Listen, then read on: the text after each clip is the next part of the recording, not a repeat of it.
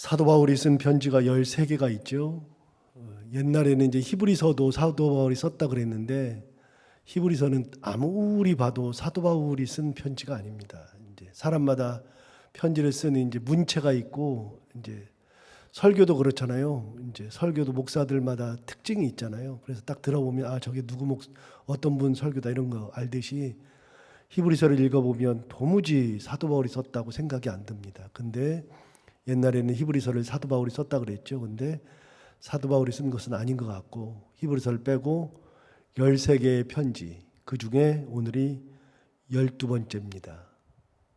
이제 이거 끝나면 빌레몬서만 하면 사도 바울의 편지는 다 끝나는데요.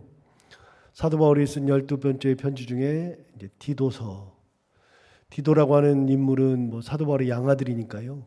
뭐 특별히 설명할 건 없고 이제 내일 이야기하겠지만 디도가 목회했던 곳은 그레데라고 하는 이제 지중해에 있는 한 섬이죠. 그래서 이제 디모데는 에베소에서 디도는 그레데에서 둘은 기억해 놓으면 좋습니다. 그 디도 자기가 가장 사랑했던 두 아들 중에 한 명인 디도에게 쓰는 편지입니다. 그 디도 역시 디모데와 똑같이 목회를 했었기 때문에 목회자였죠. 그래서 디모데 전후서, 디도서를 목회서신 이렇게 이야기합니다. 목회자인 아들에게 쓴 편지이기 때문에. 자, 그러면 이제 사도 바울이 역시 편지를 쓸 때마다 항상 이야기하는 거, 자기의 정체성, 그리고 은혜와 평강이 하나님으로부터 오는 이야기, 이런 얘기를 하는데 오늘도 마찬가지로 그 얘기로부터 시작합니다. 1절을 보시면 하나님의 종이요 예수 그리스도의 사도인 나 바울이 그랬습니다. 사도 바울이 자기 자신을 향해서 두 가지를 얘기했는데 하나님의 종이요 예수 그리스도의 사도이다라고 이야기를 했습니다. 이거 끊임없이 나오는 이야기입니다. 사도 바울이 자기 정체성을 얘기할 때 반드시 나오는 두 가지. 어떤 때는 한 가지만 나오기도 합니다. 종으로 나오기도 하고 사도로 나오기도 하고. 그러나 같이 나올 때도 꽤 많습니다. 오늘처럼. 그래서 사도 바울은 자기의 정체성을 종과 사도라고 얘기했습니다. 위대한 이런 수식어를 전혀 붙이지 않습니다. 위대한 사도. 이런 식의 자기를 드러내는 식의 그런 이야기를 전혀 하지 않습니다. 항상 이야기할 때는 종과 사도인데 그 종과 사도를 뭐라고 얘기했냐면 하나님의 종 예수 그리스도의 사도. 하나님의 종이라는 표현을 썼습니다. 그런데 여러분, 종이라고 하는 것은 우리가 생각하는 그런 종이 아니라 그랬잖아요. 오늘날에 생각하는 종, 물론 뭐 종 그러면 우리가 가지고 있는 개념이 있지만 실제로 그 당시에 종이라고 하는 개념은 굉장히 힘든 거였습니다. 그 종이라는 개념을 몰라서 쓴 것이 아닙니다. 당시의 종은 인격이 전혀 없다 그랬잖아요. 물건이라 그랬잖아요. 그러니까 내 소유입니다. 내 겁니다. 물건이기 때문에 사고 파는 것이 가능했습니다. 사람을. 종을 사고 팔았죠. 그리고 내가 죽여도 그거는 내 물건 없애버린 거랑 똑같습니다. 죽여도 괜찮습니다. 때려도 괜찮습니다. 무슨 짓을 해도 괜찮습니다. 종은 그런 겁니다. 그 종에 대해서 예수님께서 누가복음에서 한번 말씀하신 적이 있죠. 종의 그 상황에 대해서 제가 적어왔는데 누가복음 17장에 가면 이렇게 얘기한 적이 있습니다. 너희 중에 누구에게 밭을 갈거나 양을 치거나 하는 종이 있어 밭에서 돌아오면 그더러 곧 와 앉아서 먹으라 말할 자가 있느냐. 예수님이 말씀하신 겁니다. 너희 중에 누구든지 누구에게 밭을 갈거나 양을 치는 종이 있으면 하루 종일 밭에서 있다가 돌아왔으면 야야야 수고했다 빨리 와 이리 와 앉아서 밥 먹어. 그럴 사람이 있느냐. 그러면서 말씀하십니다. 도리어 그더러 내 먹을 것을 준비하고 띠를 띠고 내가 먹는 동안에 수종 들고 너는 그 후에 먹고 마시라 하지 않겠느냐. 종이 하루 종일 밭에 갔다 왔다 할지라도 주인이 뭐라 그래요? 야, 빨리 먹을 거 준비해. 내가 먹는 동안에 띠고 내가 먹을 때 수종 들어. 내가 다 하고 내 수종 다 들고 그 다음에 먹고 마셔라. 하지 않겠느냐. 이거는 다른 사람 얘기가 아니라 예수님의 얘기입니다. 예수님이 누가복음 17장 7절부터 10절에서 하신 말씀을 제가 지금 읽는 겁니다. 종이라는 것은 그런 겁니다. 예수님이 생각할 때도 그랬습니다. 그러면서 또 말씀하십니다. 명한 대로 하였다고. 자, 밭에서 열심히 일했습니다. 뭐 밭을 갈거나 양을 치거나 저녁 늦게 돌아와가지고서 주인 먹을 거 준비하고 띠고서 수종 들고 그렇게 했습니다. 정말 쉴 틈이 없습니다. 그렇게 했어요. 그런데 그렇게 명한 대로 하였다고 종에게 감사하겠느냐. 세상에 그런 사람이 어디 있어요? 내 물건인데. 종에게 감사하겠느냐. 이와 같이 너희도 명령을 받은 것을 다 행한 후에 이르기를 우리는 무익한 종이라 우리가 하여야 할 일을 한 것뿐이라 할지니라. 예수님이 제자들에게 하신 말씀이었습니다. 종이 그렇게 했다 그래서 감사하지 않는다. 그럼에도 불구하고 너희도 그렇게 하는 건데 너희도 명령을 받은 종이면 그러면 네가 그 일을 다 한 후에 왜 칭찬 안 해? 왜 날 이렇게 대접해? 라고 하는 것이 아니라 나는 무익한 종입니다. 할 일을 했을 뿐입니다. 라고 말하는 것이다. 예수님의 이야기입니다. 그러니까 종이라고 하는 개념은 예수님이 이렇게 이야기한 것은 뭐 때린다, 맞는다, 죽인다, 판다 이런 말을 하지도 않았음에도 불구하고 이게 종의 실체라는 것을 예수님이 말씀하셨으니까 그 당시에 종에 대해서는 누구보다도 사도 바울이 잘 안다는 얘기입니다. 핍박도 받아야 되고 대접도 받지 못하고 사람 취급받지 못하고 감사 인사 받지 못하고 결국은 나는 사라지고 오직 주인만을 위해서 살아가는 삶, 그게 종이죠. 그런데 사도 바울이 나는 종이랍니다. 종이라는 표현을 가장 잘 쓴 사람이 사도 바울입니다. 사도 바울은 끊임없이 종이라 그랬습니다. 그런데 사도 바울은 종이라고 하는 표현을 쓸 때마다 앞에 하나님의 종이라고 썼습니다. 예수님이 아까 말씀하신 것을 다시 읽어보면 이와 같이 너희도 명령을 받은 것을 다 행한 후에 이르기를 나는 무익한 종이라 하여야 할 일을 한 것뿐이라 할지니라. 사도 바울이 항상 이야기하면서 내가 이렇게 위대하다, 내가 대단하다, 내가 정말 어떻게 이걸 내가 했을까라는 표현을 해본 적이 없잖아요. 나는 나의 나된 것은 다 하나님의 은혜로 된 것이라 이야기했던 사도 바울. 하나님의 종으로서 명령을 받은 후에는 그 명령을 다 감당해 놓고도 하나님의 은혜에 감당했음에 그것으로 인해서 만족한 것. 사도 바울이 그런 영성을 가지고 있었습니다. 한 번도 대접받으려고 한 적이 없습니다. 빌립보에 있을 때, 골로새에 있을 때, 에베소에 있을 때 사도 바울이 뭐라고 편지했었냐면 특히 데살로니가 전서에서는 편지하기를 이렇게 했습니다. 내가 너희에게 대접받을 수가 없어서 이렇게 하는 것이 아니라 나는 너희에게 대접받을 수 있음에도 불구하고 나는 너희를 섬긴다. 이렇게. 하나님의 종이니까요. 하나님의 종이 아니면 그럴 필요가 없죠. 그리고 또 한 가지, 사도 바울이 종이 되고 싶은 마음도 없었을 겁니다. 그러나 하나님의 종이니까요. 그래서 여러분들이 목사를 이야기할 때 하나님의 종 이렇게 표현하는 것은 바로 사도 바울의 편지에서 기인한 겁니다. 하나님의 종이다. 맞는 얘기입니다. 하나님의 종이죠. 누구의 종도 아니고 하나님의 종입니다. 그러므로 종은 항상 누구를 쳐다보냐면 주인을 쳐다봅니다. 그래서 하나님이 뭐라 말씀하시는지, 하나님의 뜻이 무엇인지, 하나님의 마음이 가 있는 곳이 어디인지 그걸 살펴야 하고 그대로 행해야 하는 겁니다. 예수 그리스도의 가시는 길을 그대로 가는 거죠. 자, 두 번째, 예수 그리스도의 사도라고 그랬습니다.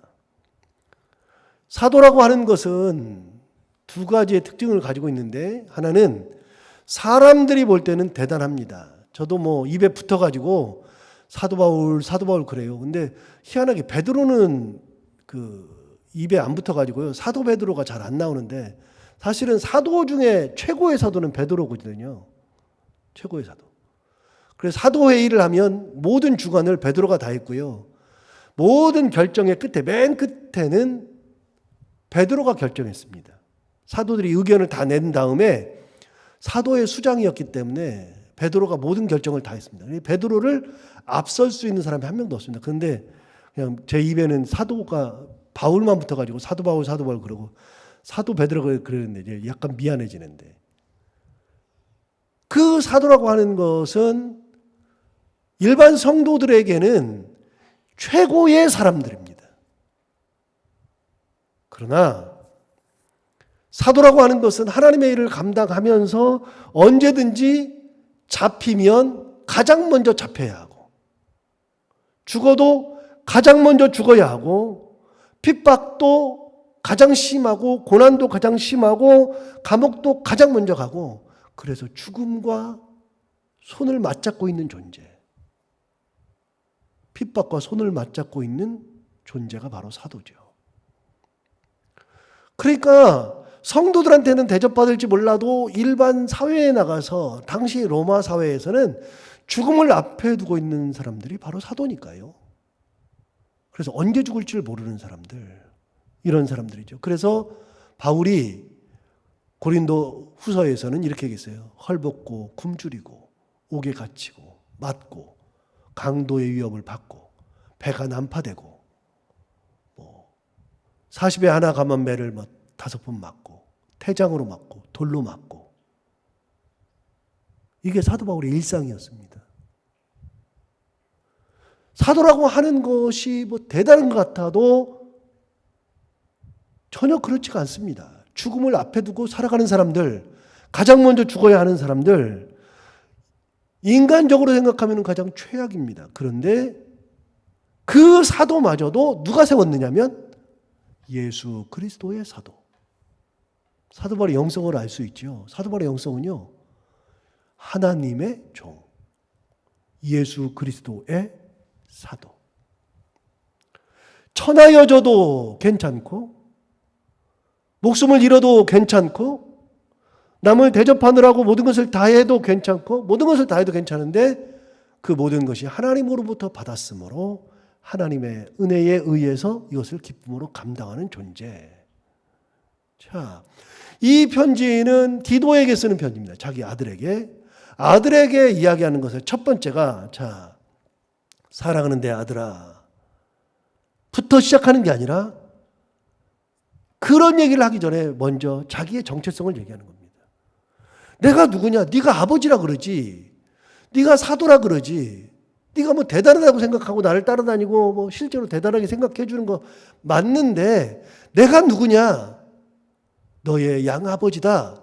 네가 나를 따라와야 될 사도다. 그런 얘기를 하는 게 아니라 하나님의 종이고 예수 그리스도의 사도인 나. 사도 바울의 영성이 그런 겁니다. 자, 다시 한번 읽어볼까요? 1절을 보시면, 하나님의 종이요 예수 그리스도의 사도인 나 바울이 사도된 것은 하나님이 택하신 자들의 믿음과 경건함에 속한 진리의 지식과 영생의 소망을 위함이라.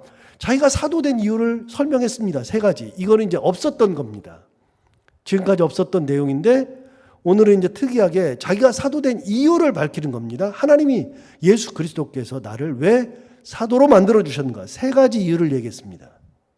첫 번째, 하나님이 택하신 자들의 믿음을 위해서.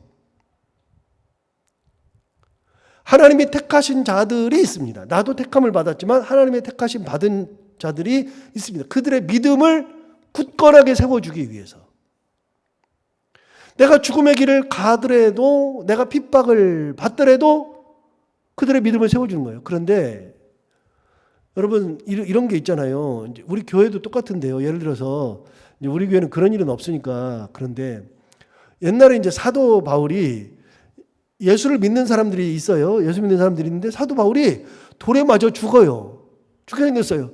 그럼 이 사람들이 무슨 생각해요? 아이고, 우리 바울 사도도 저렇게 돌에 맞는데, 믿음 더 굳건히 가져야 되겠다. 내가 더 신앙을 굳건히 갖고 하나님의 뜻대로 살아야지. 나도 사도 바울처럼 저렇게 살아야지. 그렇게 되죠. 핍박을 당하고 있어요. 이 사람들이 핍박을 안 당하는 게 아니라 핍박을 당하고 있는데 나보다 훨씬 더 큰 핍박을 받으니까, 아이고, 우리는 아무것도 아니네. 믿음을 더 굳건히 가져야지 하는 게 생기는 거죠.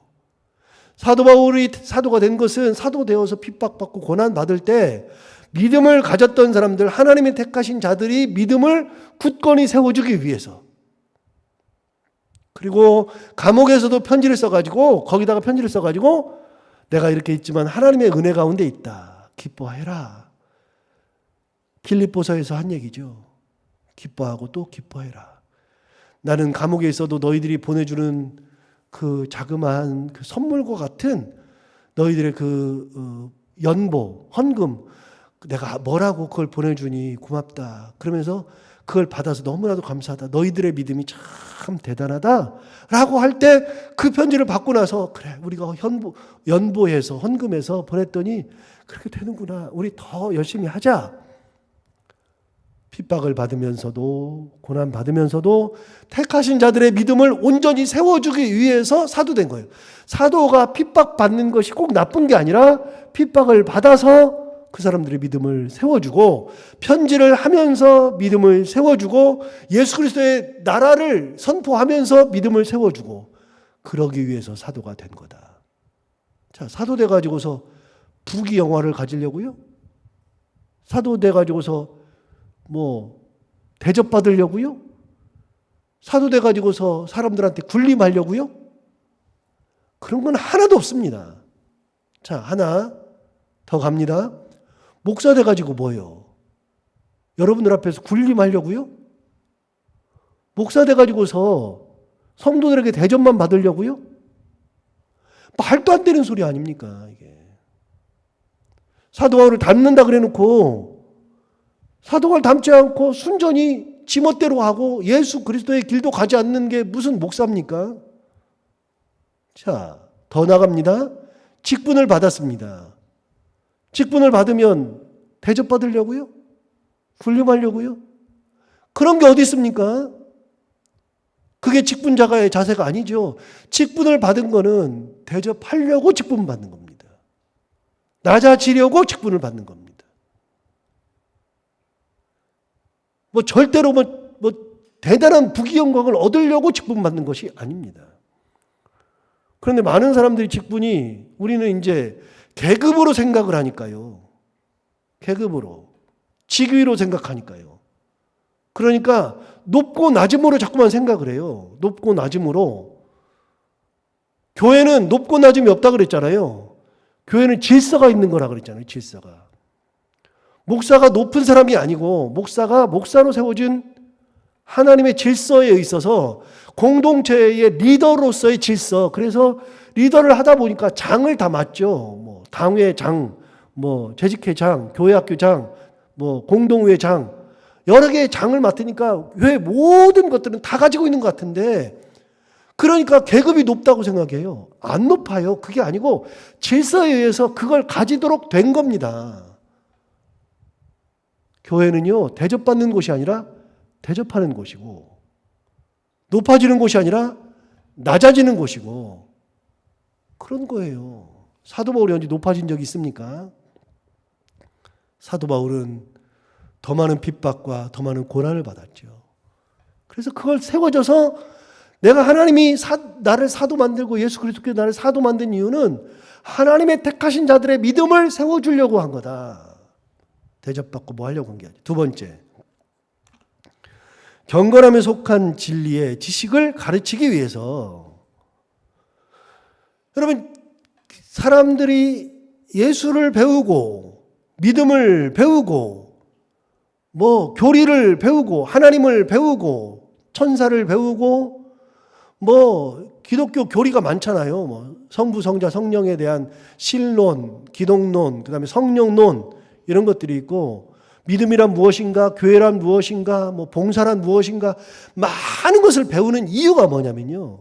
여러분, 이걸 배워서 뭐 하려고요? 배우는 이유는 뭐냐면 그걸 통해서 경건함으로 나아가려고 하는 거예요. 하나님을 알면 알수록 경건해지는 거지. 지식만 많으면 뭐 할 건데요? 지식만 많은 것은 아무 의미 없습니다. 알긴 뚫어지게 하는 겁니다. 진짜 알긴 뚫어지게 하는데 안 되는 겁니다. 경건함으로 나가야 됩니다. 자꾸만. 진리의 지식. 자, 보세요. 1절 마지막을 보세요. 경건함에 속한 진리의 지식을 가르치려고. 여러분, 진리의 지식, 그게 뭐예요? 하나님을 가르치고, 예수를 가르치고, 성령을 가르치고, 교회를 가르치고, 봉사를 가르치고, 헌금을 가르치고, 뭐 예배를 가르치고, 많은 것을 가르쳐가지고서 다 알게 돼요. 알면 알수록 그런 것들이 경건함에 속한 거예요. 경건함으로 나가야 되는 거예요. 경건함으로. 여러분, 신앙생활을 1년 했다가 10년 했다가 20년 했다가 30년 했다가 40년 했다가 50년 했다가 늘어나면 늘어날수록 우리는 어디로 더 나가는 거예요? 지식만 많아지는 게 아니라 경건함으로 나가는 겁니다. 경건함으로. 경건이라는 것은 야고보서에 있는 것을 제가 몇 번 말씀을 드렸고, 야고보서 1장 26절, 27절. 야고보서 할 때 또 말씀드리겠지만, 경건함이라고 하는 것을 26절, 27절에서 이렇게 얘기했어요. 자기가 스스로 경건하다며 입에 재갈 물리지 아니하는 자의 경건은 헛것이다. 말 함부로 하고 남을 막 끌어내리는 말을 하고 그 경건은 헛것이다. 두 번째, 하나님의 뜻에 의해서 고아와 과부를 그 어려운 형편에서 돌아볼 줄 알아야 경건이다. 하나님의 은혜 가운데에 헐벗고 굶주리고 힘드는 사람들을 돌볼 줄 아는 것이, 하나님의 마음으로 돌볼 줄 아는 믿음이 있어야 그게 경건이다. 세 번째, 새 속에 물들지 않도록 자기를 지키는 것이 경건이다. 우리가 아는 것은 세 번째만 알아요. 세속적이지 않다. 경건의 반대는 세속적, 세속 이런 건데, 그거는 3분의 1밖에 안 됩니다. 예수를 깊이 알면 알수록, 배우면 배울수록 입에 재갈을 물리고 말을 하면 좋은 말을 하고 세워줄 줄 알고 남을 대접하고 어려운 사람들을 돌볼 줄 알고 그리고 자기를 지켜서 세속에 물들지 않는 거, 이게 경건이죠. 여러분, 교회에서 막 배우면 뭐예요? 배우면 배워놓고서 다 털어먹는데, 털어먹으면 안 돼요. 신앙생활하면서 입으로 다 털면 안 돼요. 그냥 무슨 뭐 교회에서 이 직분이 무슨 계급이라고 뭐 안 되면은 뭐 교회가 큰일 나고 난리 나고 뭐 교회를 옮기고, 이게 진짜 이게 말이 안 되는 얘기예요. 전부 다. 자, 두 가지 얘기했어요. 내가 사도된 거는 두 가지다. 첫 번째, 하나님이 택하신 자들을 믿음을 세우기 위해서. 두 번째, 경건에 속한 진리의 지식을 가르치기 위해서. 세 번째, 2절에 나옵니다. 영생의 소망을 위함이라. 너희들에게 영생을 가르치려고. 이 땅이 전부가 아니라 하나님의 나라, 구원이 있다는 것을 가르치기 위해서 그러는 거다. 영생. 여러분 보세요. 사도라고 하는 것이 이 땅만 생각하면 사도를 할 필요가 없잖아요. 사도만 하면 죽는데, 사도만 하면 가장 약한 것이 사도인데, 여러분, 사도는 이 땅을 위해서 하는 게 아니에요. 사도는 천국을 위해서 하는 거예요. 영생 때문에 하는 거예요. 구원 때문에. 내게 주신 사명이니까. 그러면 성도들에게 제가 이 자리에 서가지고, 이 자리에 서서 설교를 할 때, 여러분들에게 설교할 때 맨날 세상에서 먹고 사는 얘기만 하는 것이 아니고 하나님 나라를 얘기하고 하나님의 뜻, 예수 그리스도, 성령님, 인도, 은혜, 사랑, 이런 거를 얘기하는 거지. 그래서 이 땅을 살아가면서 천국처럼 살아가라고. 천국의 소망을 가르치면서 그 천국의 소망을 가지고 우리가 이 땅을 살아갈 때 그 천국과 똑같이 살아가라고 설교하는 거죠. 사도 바울이 자기가 사도된 이유를 3가지를 설명했습니다. 택하신 자들의 믿음을 세우기 위해서, 경건에 속한 진리의 지식을 가르치기 위해서, 영생의 소망을 가르치려고. 자, 2절 다시 볼까요? 영생의 소망을 위함이라. 그러면서 또 영생을 얘기합니다. 이 영생은 거짓이 없으신 하나님이 영원전부터 약속하신 것인데 자기 때 자기의 말씀을 전도로 나타나셨답니다. 이게 이제 헬라식 표현이거든요. 헬라식 표현. 헬라식 표현은 이렇게 꼬리에 꼬리를 문다 그랬습니다. 그래서 정신을 바짝 차리지 않으면 이해를 잘 못합니다. 퍽퍽퍽 넘어갑니다. 성경을 읽다 확 넘어갑니다. 사도 바울은 퍽퍽 넘어갈 수가 없습니다. 그런데 히브리식 사고는요, 딱딱 떨어져요. 그냥. 너 사랑해. 너 나 사랑하지? 이런 식입니다. 아주 간단합니다. 그래서 히브리식 사고는요, 우리 정서랑 비슷합니다. 헬라식 사고는 그게 아닙니다. 내가 너 사랑해. 내가 사랑한다는 것은 내가 너를 위해서 목숨을 바친다는 뜻이야. 내가 널 위해서 목숨을 바친다는 것은 내가 가진 것을 다 준다는 거야. 꼬리에 꼬리를 무는 게 헬라식 사고죠. 자, 보세요.